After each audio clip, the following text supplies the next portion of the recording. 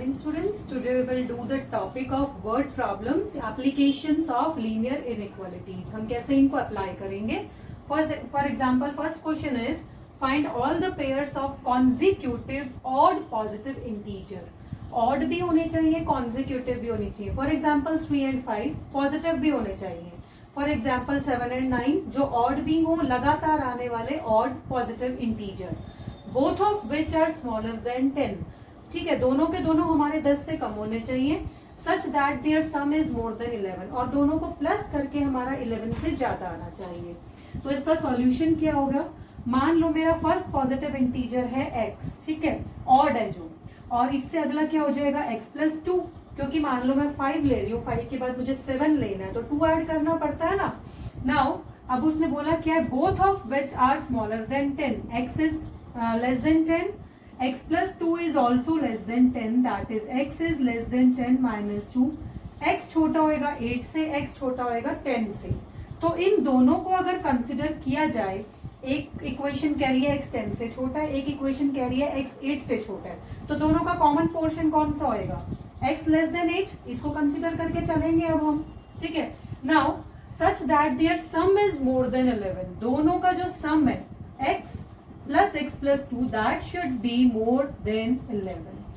ठीक है, ये 11 से ज्यादा होना चाहिए. इक्वल टू नहीं बोला, more than 11. Now 2x plus 2 more than 11, 2x more than 11 minus 2, 2x more than 9, x more than 9 by 2 that is 4.5. तो x आपका बड़ा हो गया 4.5 से.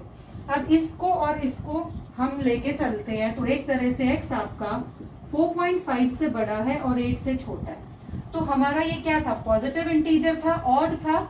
4.5 और 8 के बीच में ऑड इंटीजर कौन कौन से आएंगे? एक तो 5 आ जाएगा और एक 7. ठीक है, इसका मतलब या तो x की वैल्यू 5 है या फिर 7 है. अगर x की वैल्यू 5 है तो अगला इंटीजर कौन सा हो जाएगा? 5 into 7. तो एक पेयर तो हो गया 5 और 7 का. अब मेरा अगर पहला इंटीजर 7 है तो दूसरा क्या हो जाएगा? 9.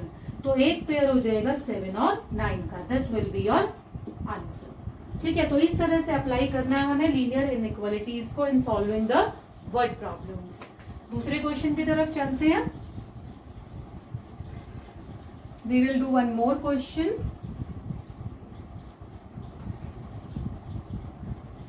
The question is Ravi obtained 70 and 75 marks. एक स्टूडेंट है रवि, उसके 70 और 75 मार्क्स आए हैं दो सब्जेक्ट्स में. उसको थर्ड सब्जेक्ट में कितने मार्क्स लाने चाहिए सच दैट कि जो उसका एवरेज स्कोर है वो 60 से ज्यादा हो जाए. So that is it's average जो है उसकी एवरेज 60 या 60 से ज्यादा बैठ जाए. तो एवरेज कैसे निकाला जाता है? तीनों का प्लस बाय में 3. ठीक है, एवरेज हम कैसे निकालते हैं? 70 प्लस 75 प्लस एक्स बाय में 3. This is the average. तो इसने क्या बोला है? ये जो हमारी एवरेज है that should be greater than equal to 60 according to question. Just हमें एक्स की वैल्यू निकालनी है, नथिंग. 3 को इधर लेके जाएंगे, इनको मैं प्लस कर रही हूँ. 5 145 प्लस एक्स एंड 180. ठीक है, तो एक्स हो जाएगा आपका greater than equal to 180 minus 145 35. तो x जो है मतलब थर्ड सब्जेक्ट में जो उसके मार्क्स हैं 35 या 35 से ज्यादा आ जाते हैं तो ही उसकी एवरेज अब 60 अबव जाएगी, 60 या 60 अबव. ठीक है, आई थिंक क्वेश्चन क्लियर हो गया होगा. Moving on to the next question.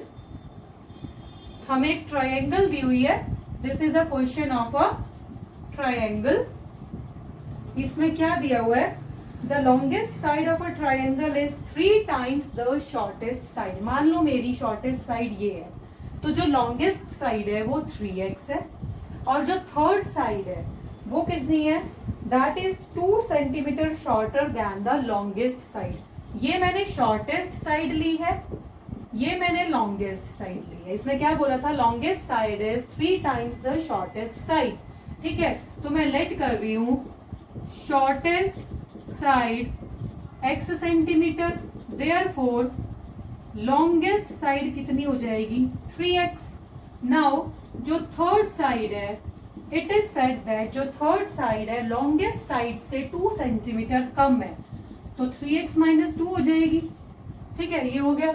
इसके बाद it is saying that according to question जो perimeter of triangle is greater than equal to 61, perimeter of triangle greater than equal to 61 centimetre. तो perimeter का formula क्या होता है, तीनों sides का सम होता है। तो x plus 3x plus 3x minus 2 should be greater than equal to 61। Just हमें इसे अब सॉल्व करना है। 3 and 3 6 and 1 7 minus 2 greater than equal to 61, 7x greater than equal to 63, x आ जाएगा आपका ग्रेटर देन इक्वल टू 9। तो जो शॉर्टेस्ट साइड है ये हमारी 9 या 9 से बड़ी होनी चाहिए। 9 3 जा ये 27 एंड 27 माइनस 2 दैट इज 25। ठीक है, तो दीज आर द सॉल्यूशंस। समझ में आ गया होगा। ठीक है, और क्वेश्चंस करते हैं जस्ट इसी टाइप के।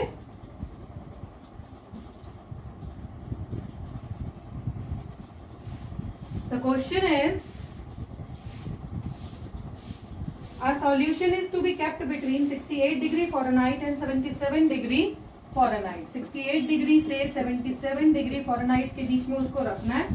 What is the range in temperature in degree Celsius if the conversion formula is F is equal to 9/5 C plus 32। ठीक है, तो Fahrenheit में हमारी ये रेंज है, तो उसको सेल्सियस में हमें किस रेंज में रखना होगा ये हमें निकालना है। ठीक है, तो ये हमारा फ़ारेनहाइट का फॉर्मूला है। एट प्रेजेंट जो हमारा टेम्परेचर है, जो हमारा फ़ारेनहाइट में टेम्परेचर है वो 68 से 77 के बीच में है, ये है।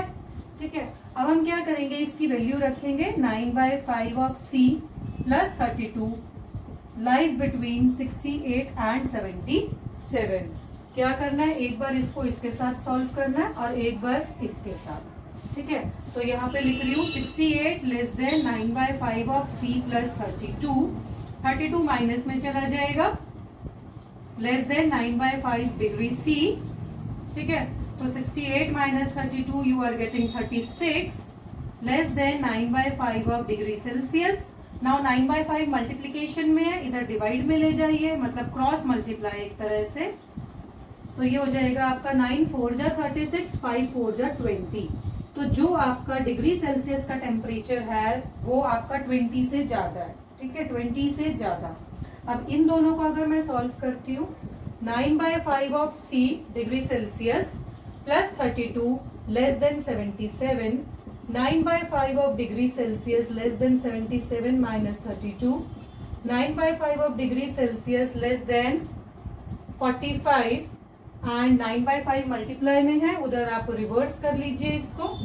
45 इंटू 5/9, 9 5 जा और ये आ गया 25। तो डिग्री सेल्सियस आपका 25 से कम है। ठीक है, यहाँ आप कह रहे हो डिग्री सेल्सियस में जो टेम्परेचर है वो 20 से ज्यादा है। दैट इज जो डिग्री सेल्सियस है वो आपका 20 से 25 की रेंज में लाई कर रही है। ये फ़ारेनहाइट की रेंज थी and this is the range of degree Celsius. Just हमने क्या किया, फ़ारेनहाइट का जो टेम्परेचर था वो 68 से 77 के बीच में था, फ़ारेनहाइट की जगह रख दिया इसका कन्वर्जन फॉर्मूला, एफ की वैल्यू जो होती है। फिर एक बार इस पेयर को सॉल्व कर लिया और एक बार इस पेयर को। ठीक है, you will get the answer. Now एक और क्वेश्चन है,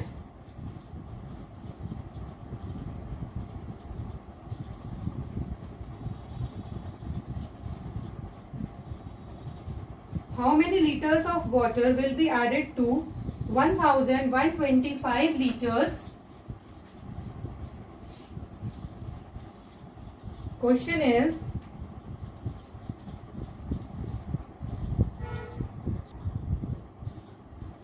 so the question is how many liters of water will have to be added to 1125 liters of 45% solution of acid। जो हमारा ये एसिड सॉल्यूशन है इसमें 45% एसिड है, so that the resulting mixture will contain more than 25% but less than 30% of acid content. ठीक है, उसमें जो एसिड है ना वो 25% से ज्यादा हो एंड 30% से कम हो, तो हम उसमें कितने लीटर पानी ऐड करें। तो हम सॉल्यूशन कैसे करेंगे इसका, let x liters of water be added. अब x लीटर्स वाटर ऐड करने के बाद हमारा सॉल्यूशन कितना हो जाएगा 1125 प्लस x लीटर्स. ठीक है. अब क्या दिया हुआ है, ये हमारा विल कंटेन मोर देन 25%. जो हमारा सॉल्यूशन है एसिड सॉल्यूशन, वो ओरिजिनल क्या था 45% था.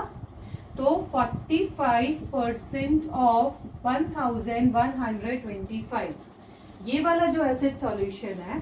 ठीक है. अब हमें करना क्या है इसको, that should be more then 25%. तो ये हमारा 25% ऐसे होएगा.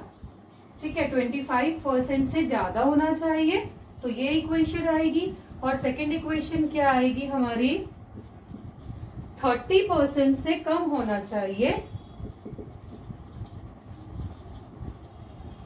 45% ऑफ 1125.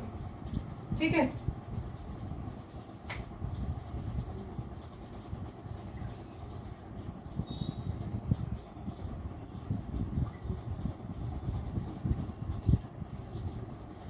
तो आई थिंक ये क्लियर हो गया होगा. इसको जस्ट हमें सॉल्व करना है दोनों इक्वेशंस को. देखिए ये 1125 प्लस एक्स ये हो जाएगा 25/100 लेस देन 45 इंटू 1125 बाय में 100. ये 100 कैंसिल, 25 को मैं इधर लेके जा रही हूँ. तो I am getting 1125 plus x 45/25 into 1125. 5 5 जा 5 9 जा एंड दिस इज 5 2 जा 10 and 1 2 5 2 10 5 225 and here you are getting 1125 plus x और ये आ जाएगा आपका 1125 इंटू 45. तो ये आ गया 2025.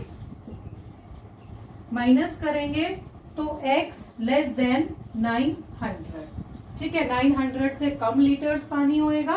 और यहाँ पे देखते हैं सिमिलरली जब आप इसको सॉल्व करोगे 1125 प्लस एक्स ये 30/100 ग्रेटर देन 45 इंटू 1125 बाय में 100. ये कैंसिल, 30 को डिवीजन में लेके जाओगे. उसके बाद x की वैल्यू ये आ रही है आपकी ग्रेटर देन 562.5.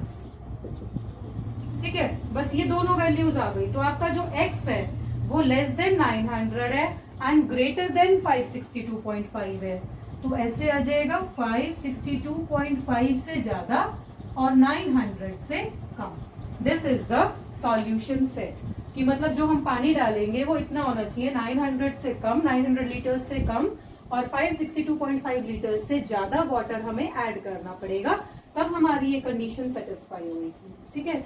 तो आई थिंक आपको समझ आ गई होंगी how to apply linear inequalities in equations in solving the word problems. Here we have completed the chapter of linear inequations.